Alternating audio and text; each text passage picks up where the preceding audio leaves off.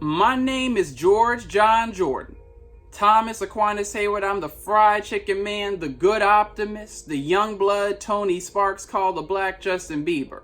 I came here to talk about Hayward data science. Many businesses have really rigorous machine learning needs, but they don't always have the budget to hire a full-year data scientist. That's where I come in. The way I see it, I bring three things to the table.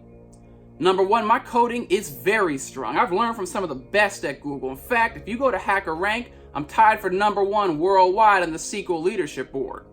Number two, I'm highly cross-functional. Not only am I a lawyer, but I've also worked in banking with both private and public sector clients. And number three, I never forget that the data comes down to a person. That's a human being. That's empathy. That's a fried chicken man.